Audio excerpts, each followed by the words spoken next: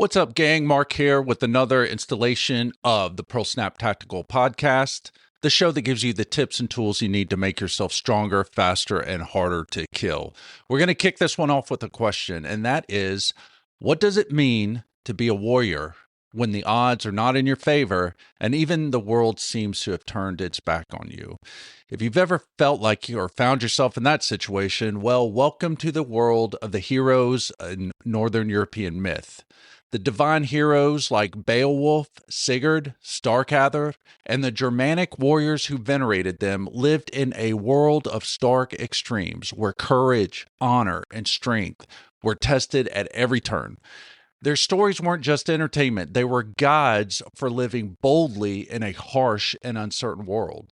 And while we no longer live in these warrior cultures of the past, those of us attempting to walk this path in the modern world still face the same eternal questions that our ancestors did. And that is, how do you live knowing when everything you love will one day die? How do you act with honor in a world that no longer believes in it? And how do you continue to fight when you feel as though the battle can't be won? This is the world these warriors inhabited. And through their deeds, their trials, and their defiance, we find the answers to these timeless questions of how to live and act and fight with honor today. So before we go, I just want to give a quick shout out to our paid subscribers on Substack. Guys, I really appreciate you guys. You get first access to these episodes. And also, we're starting a thing called the Team Room. That's where at least once a month we're going to get together, maybe on Zoom or some streaming platform, so that we can discuss some of these topics face to face. So if you're interested in that, head over to Substack and upgrade your subscriptions today for just the price of one of those cheap number 2 meals at McDonald's. You can have this delivered straight to your inbox and it won't make you fat. So without further ado, we're talking about Defiance of Doom, the Germanic hero. It's all on Pearl Snap Tactical Podcast, and we're starting right now.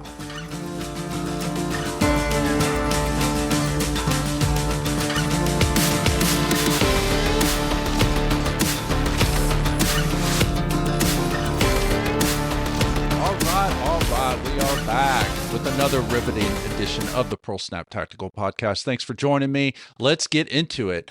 Part 1, the cultural context of the Germanic hero. Now, before we begin, I got to clear up an issue on nomenclature here, i.e., what do I mean by the word Germanic? When I use this word, I'm referring to something very specific, which is a collective cultural group spanning the regions of places like Scandinavia, Germany, Anglo-Saxon England, and the other regions within Northern Europe.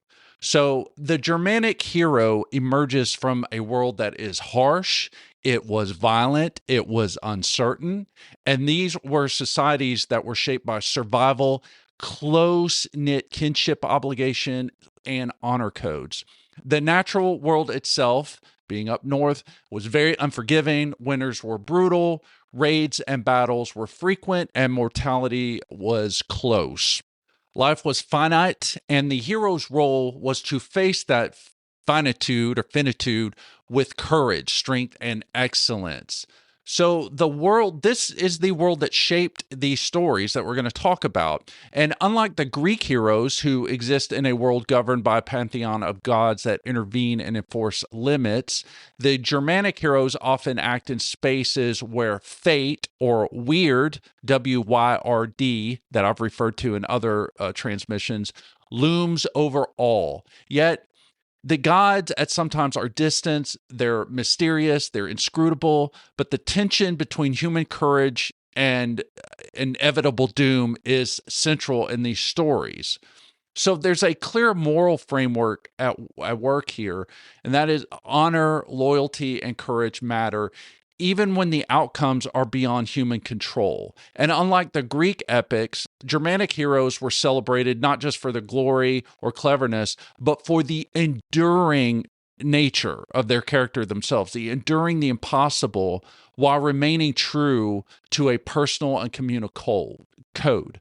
So as the saga of the Volsungs tell us, fear not death, for the hour of your doom is set and none may escape it, right? All right, before we dive into the Germanic heroes, it's worth briefly revisiting what makes the Greek hero, as I discussed in a previous episode, the Greek hero, the quest beyond human limits. In that installment, so I'm going to compare and contrast basically in this episode. In that installment, I covered what Professor Gregory Nagy proposed in his book, The Greek Hero in 24 Hours, where he identified 3 attributes of the Greek hero. That is, he is unseasonable, he's extreme, and often antagonistic towards the god most like him. So I'll give you a quick review. If you haven't listened to that episode, I highly recommend. But I'll get you caught up and spun up here. So the first attribute is that the hero is unseasonable. That is, the hero is out of sync with ordinary life. He lives at the wrong time, he dies at the wrong time, or his life otherwise refuses the ordinary rhythms and seasons of human existence. And we also talked about how to apply that just in modern life, that sometimes you're working hard, but you still feel like you're stuck, you haven't hit your stride yet, you feel like life is passing you by, your time has not come yet. Well, I think any of us that are getting after it have experienced that, right? The other one would be extreme, right? Their behavior, their emotion, their skill are pushed to the utmost, and their extremity in and of itself is a measure of their heroic status. So we talked about that. And then also antagonistic towards the god most like them. Heroes in the Greek epics were often in tension with a divine figure who mirrors their own qualities. So Achilles conflicts with the gods, particularly those that resemble his own martial and emotional intensity.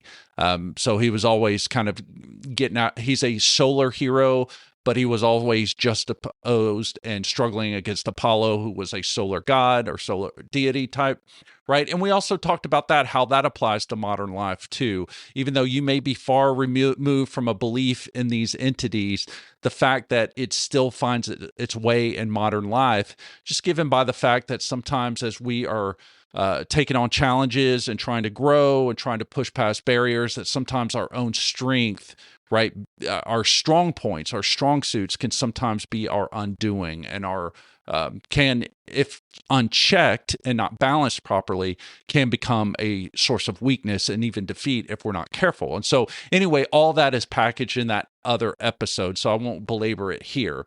But in short, Professor Nagy shows us that the Greek heroes are models, or were for those cultures of the time, were models for humans to exceed themselves, to operate beyond your ordinary limits in terms of strength and courage and action, while negotiating the tension between morality, honor, and the divine. This is the life of those who are on the warrior path. All right. So with that preamble, let's roll into our heroes. We're going to take one of my favorites. I have mentioned him in several episodes before, but we're going to do a little deeper dive on him. And that is Beowulf, the unseasonable hero. So before we talk about Beowulf himself, for those of you who have not read that poem, and if you hadn't, you might as well just get down and beat your face right now. Why have you not read this? Let's give you a quick little, get you spun up on what that poem is about. So the poem Beowulf was written in Old English sometime around the 8th or 9th century, and it reflects an older Germanic warrior ethos. So the same code that shaped the Saxons, the Danes, the Geats, the Norse, all those people of Northern Europe, right? Again, this is a collective culture that at one time were really all one people, if you go far back enough into antiquity. So it was a world, the world of Beowulf was built on loyalty, kinship, and courage. So there's no promise of guaranteed reward or divine justice. What endured was the hero's name, their deeds, and the legacy they left to their family and their clan. So the Germanic warriors saw themselves as part of a long line of ancestors, carrying forward their strength, their valor, their luck of those who came before, while bequeathing it to generations that followed.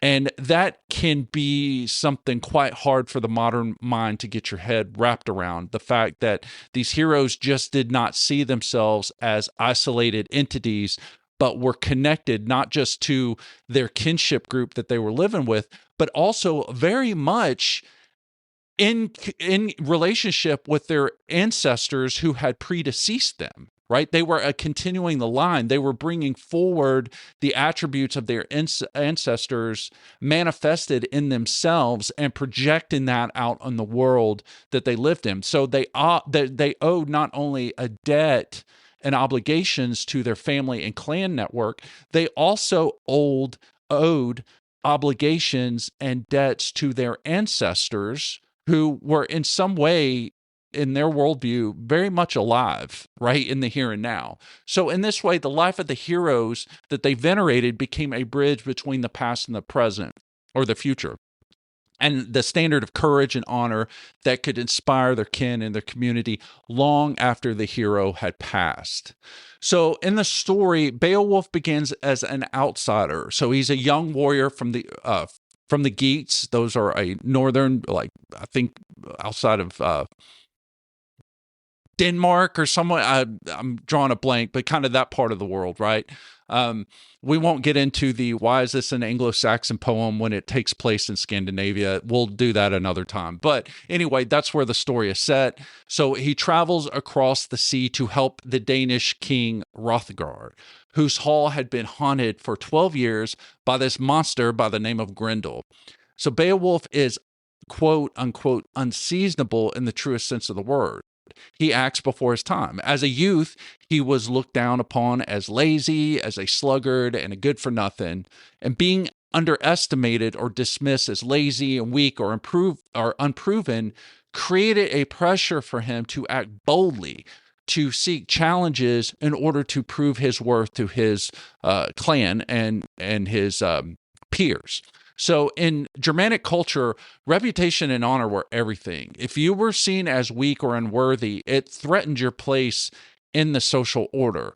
So Beowulf's early reputation as a sluggard was a catalyst motivating him to take on feats of strength, fight monsters, and face impossible challenges, not out of some ego-driven or kind of sense of recklessness, but in a deliberate effort to claim his honor and demonstrate that he belonged there. He belonged and had a place among the clan.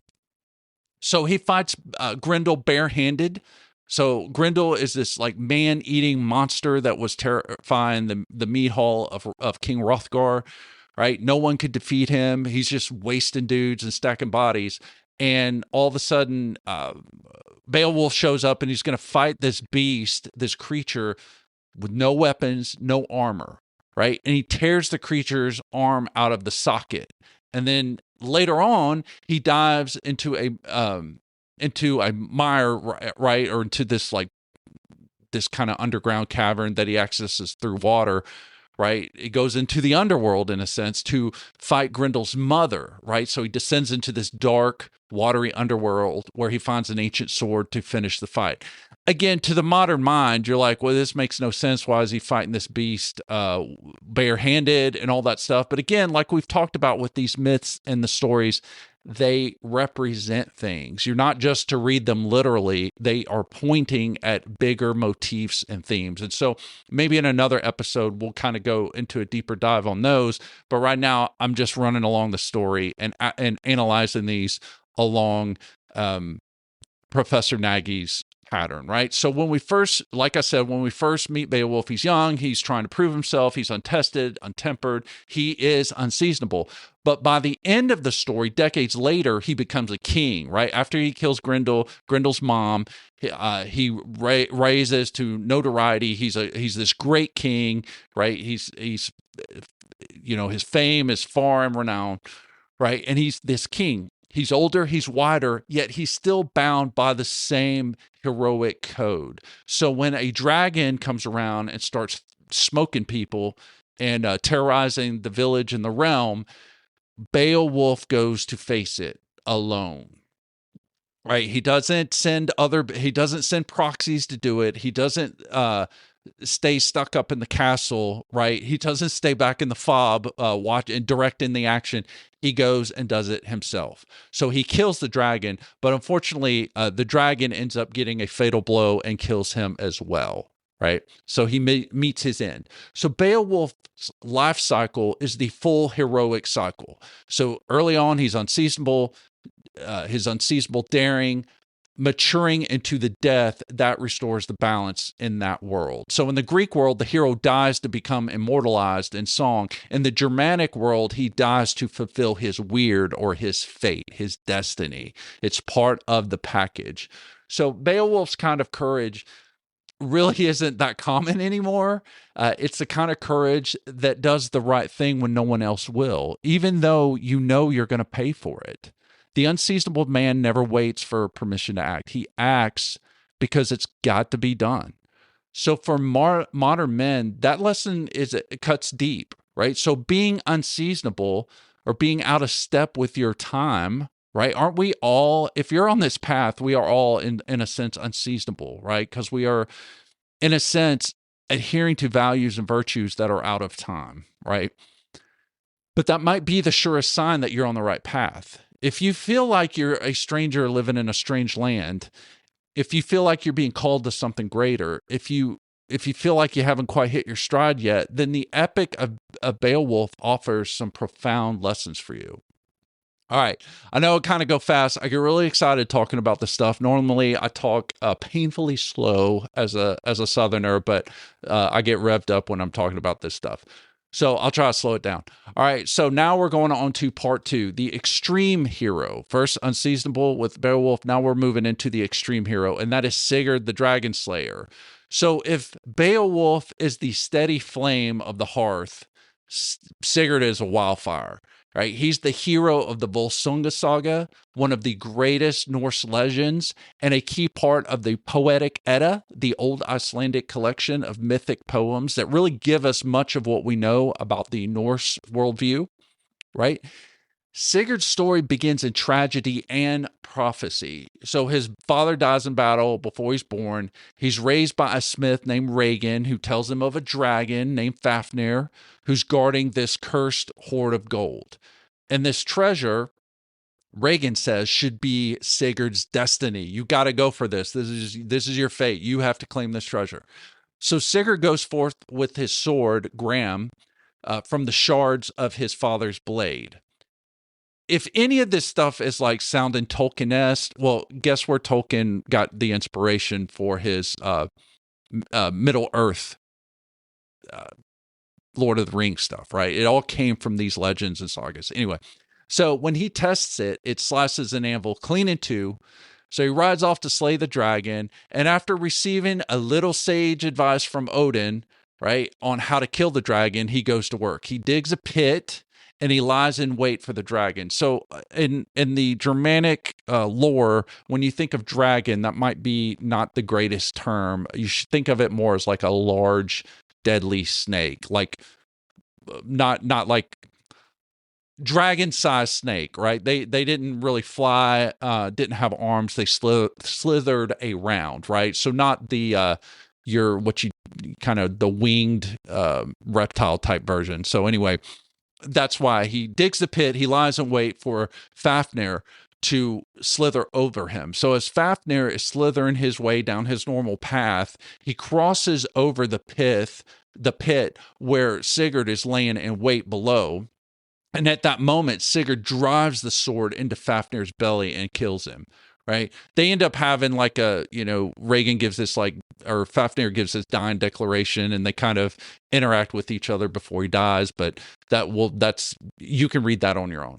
So later on, as Regin and Sigurd are cooking the dragon's heart over an open fire to eat, Sigurd reaches in to test the heart to see if it's done, and it kind of pokes it with his finger, and the hot juices from the dragon's heart burns Sigurd's finger. So what do you do when you burn your finger? You instinctively stick it in your mouth to try to cool it down. That's what he does, but there was some blood of the dragon on his finger, and when he tastes the blood, it granted him the magical ability to understand the speech of birds.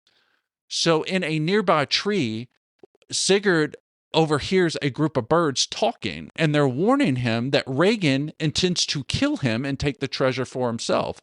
So Sigurd kills Regin first and takes the treasure. So Sigurd, is not just a story of brute strength or fantastical monsters. He embodies a kind of heroism that balances power with wisdom. So from a young age, Sigurd shows remarkable skill and courage, but it's the lessons he learns after slaying the dragon, Fafnir, that truly define him. So by tasting the dragon's heart, he gains that extraordinary insight, right, into the speech of birds, which those warnings he overhears, right? And he comes to see Regan's treachery. And so the point of this is clear. Physical prowess alone is not enough, right? A modern warrior can take from this the importance of pairing strength with strategy, situational awareness, and the pursuit of knowledge and wisdom.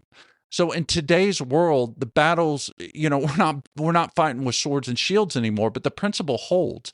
Wisdom and insight are as essential as courage and skill. Right. So Sigurd's heroism is never just about physical prowess, although that attribute is there without a doubt, but it's deeply intertwined with the human relationships and the treacheries that surround him. So what am I talking about there? Well, later on in the story, right, and central to the story is his relationship with a gal called Brynhild, right? And Brynhild is a powerful Valkyrie that he meets, and she is a figure of extraordinary wisdom and strength. So Sigurd wins her hand through daring feats, right? Kind of like when you're in high school, right? And you're at a tailgate party and you're like, hey, girls, watch this. And you go, wreck yourself trying to impress the girls. Something kind of like that. Only he ends up impressing her. He wins her over. And yeah, but the sad thing is through the schemes of others, right? Treachery of others, most notably the potion that was later administered to him by this Queen Grimhild, he forgets about Brynhild and his oath to her, and he weds himself, or he marries this gal called Gundrid instead, right? So this whole deception sets off a chain of broken oaths, misunderstandings, along lines of people betraying him, and all of this culminates in a tragedy. Right? So Sigurd, though, remains bound by the heroic code, yet the forces around him, magical, political, and human, constantly test his honor and loyalty. And so despite these betrayals, right, Sigurd's story is ultimately about courage, action, and integrity in a world that offers neither clarity nor fairness. So here's the whole point, and I put this in bold in the transcript if you're reading along, and I put it in bold because this really is the poignant issue in Sigurd's story, is that even when manipulated, even when deceived, he does not seek pity or excuse, and he never plays the victim card. Right? He doesn't feel sorry for himself. He doesn't try to to back out of obligations or anything like that. He doesn't. He never gives up. Right?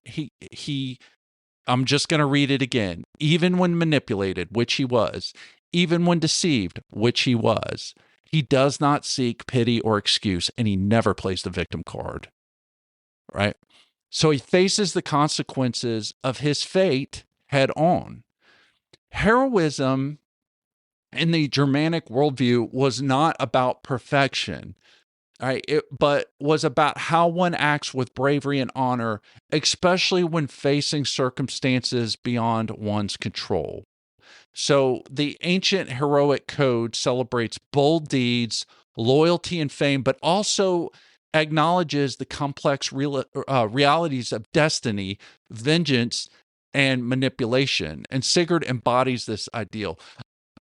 If you start geeking out on this stuff like I do, and you read these stories or books by scholars that kind of provide commentary on the mindset of this world, of the Vendel era and the Viking Age and all that kind of stuff, you're gonna, at first glance, you're gonna see this as a dark world, a very pessimistic kind of world. It kind of gets that attached to it, and I don't hold with that at all. I don't think it's pessimistic at all. I don't think it's cynical at all, or even dark. I think it's just a people who lived in a harsh environment, who were real about the nature of life and confronted it boldly, right? And found their joy and found their life and in the midst of all that, right? So Sigurd's extremity then lies not only in his unmatched strength and heroic deeds, but in the intensity of his moral and emotional life, right? He's not just like this one-sided figure. There's some very much depth into this character, although you do have to kind of read between the lines because of the way these things were written. They weren't written like novels, right? So the emotion that he's feeling and the struggles and the things like that, you have to kind of put yourself in his shoes and kind of read it reflectively, right, to kind of fill in those gaps. But he faces these impossible challenges like slaying the dragon, navigating curses, enduring betrayal, and yet he acts with courage and honor at every turn. So his world, here we go with the extremity, right? His world is amplified morally and magically beyond what an ordinary person could endure. And it's in these extremes that his heroism shines.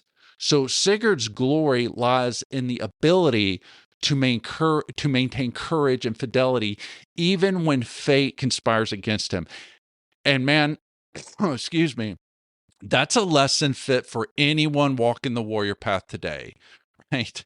I mean, look at the world that we are living in now. Scroll, do a quick, not right now, but later on, because I know you're going to do it. You get on your phone and you doom scroll for even 30 seconds or a minute, and you just see everything is dysfunction. All of our institutions are failing, right? Corruption is boiling over, and all of us and all that stuff is getting spilt on us, and we're having to swim in all that and try to maintain who we are in the face of all that.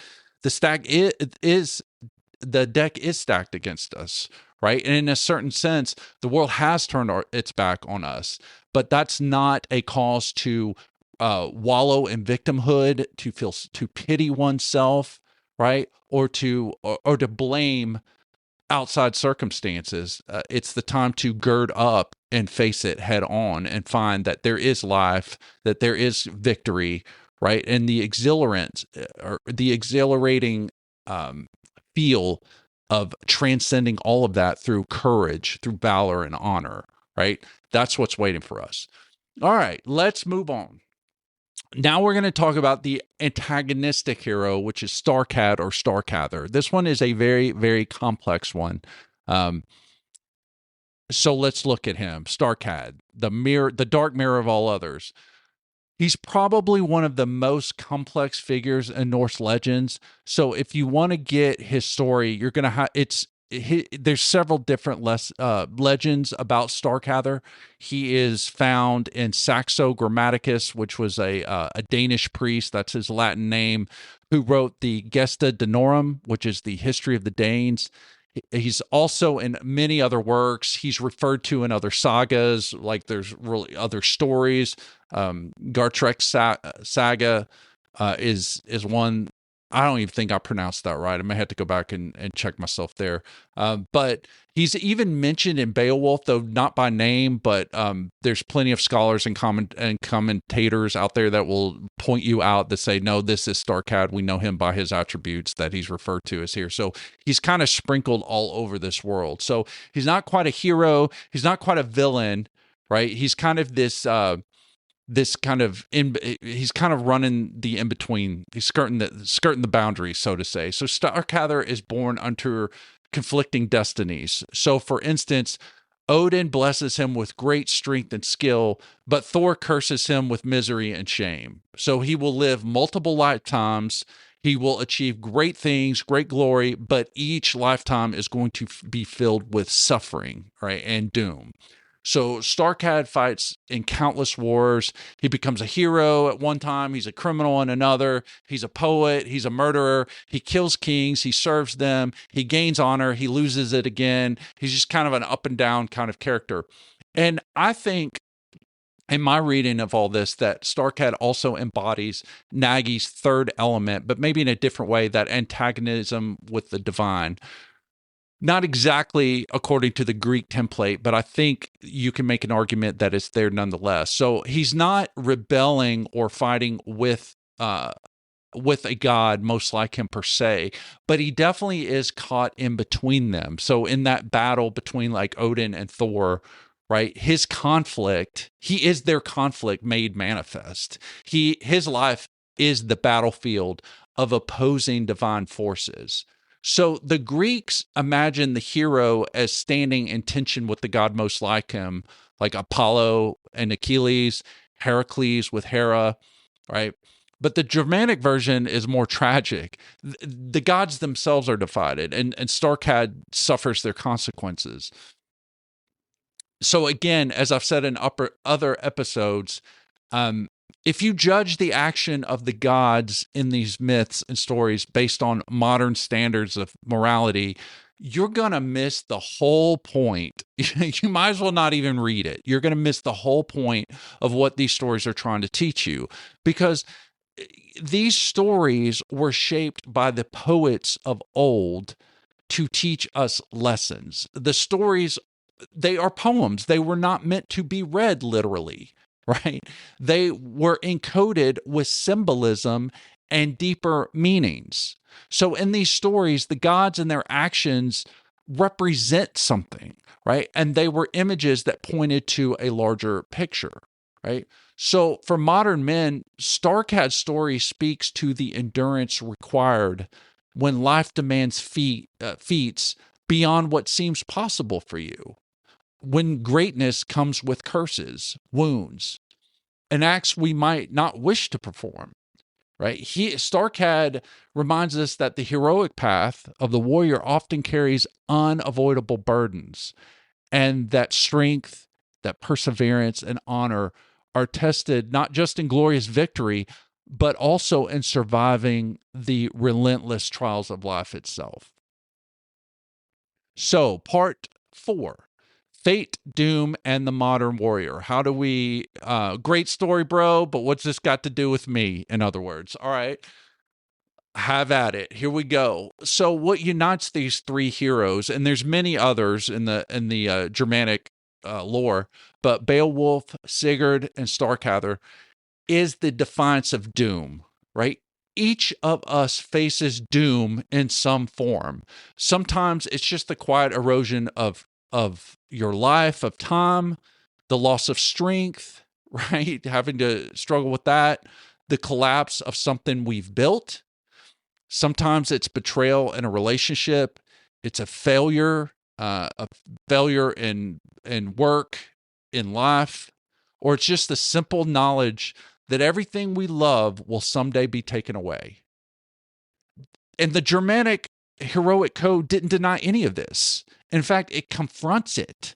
And their worldview, fate or weird, was not something to be escaped or avoided, but it was something to be met with unflinching will. The measure of a man wasn't whether he could change his fate, but whether he could meet it standing tall. And that defy doom meant to really affirm your life through the act of courage itself. And that to stand firm even when you know the end is going to come. So Beowulf's story is really the purest expression of this defiance. So from the moment he chooses to face Grendel unarmed, right, not out of arrogance, but to prove his worth and to meet the creature on equal terms, his life becomes a series of stands against forces that, in a sense, like forces of chaos, really, in a sense that can't be fully defeated. So even in old age, when his strength is failing and the dragon's bite promises death, he goes forth anyway. And he doesn't cling to life, he doesn't cling to his reputation, but he meets his end with the same resolve that carried him from his youth. He finishes strong. Right. So his death is not a tragedy, but it is the vindication, the proof that his courage is greater than survival. Right. Beowulf teaches us that defiance of doom is not just about victory, but refusing to surrender one's integrity in the face of loss. So don't don't get lost on that point, because I'm not saying that, we're all doomed to lose all the time. That's not the point of this story, because Beowulf did have several victories, but you can't win them all, right? And the biggest loss will be the loss against time when the Reaper comes for you, right? We'll all lose that battle, physically, at least, right? Depending on where your bent is spiritually. I'm not talking about the next life. I'm talking about here, right now, right? So Sigurd represents another kind of defiance, and that is the courage to act even when the web of fate and treachery is already woven around you. Right? From the moment he awakens Brynhild, this Valkyrie, and he pledges himself to her, right? His story then immediately begins to be shaped by being manipulated by other people, betrayed by other people, bewitched by magic, and deceived by even those who are closest to him. With all that, Sigurd's downfall seems inevitable. Yet even so, he never collapses into self-pity or hesitation. He faces life and death with the same boldness that led him to slay Fafnir.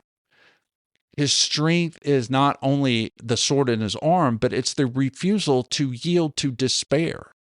Man, do we need that right now? Right? So in that sense, Sigurd teaches heroism lies not in avoiding tragedy, but facing it with an open eye and a steady, stout heart.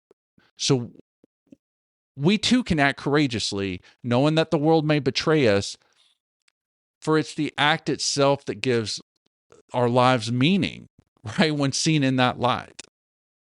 So Starkadr, right? What would we say about him? So meanwhile, he stands as the weary embodiment of endurance, right? He's the hero who lives long enough to see the world decay and his own honor out of season, right? This kind of reminds me, in a sense, of dudes that are getting ready to retire from the military or from the police force. That I mean, they had a great career, but they're so over it. They're so ready to finish out because things have changed, amongst them. And I'll often hear these cats say, if my son, I'm not going to recommend he pursue this path. It's changed so much since I was there. I mean, that very much is part of the warrior path, where the world you started out and you're slaying these monsters and these dragons and you're getting glory and honor and all that stuff. And then one day you look around and that world you started out in is unrecognizable. And that's kind of, I think, what Starkadr is telling us,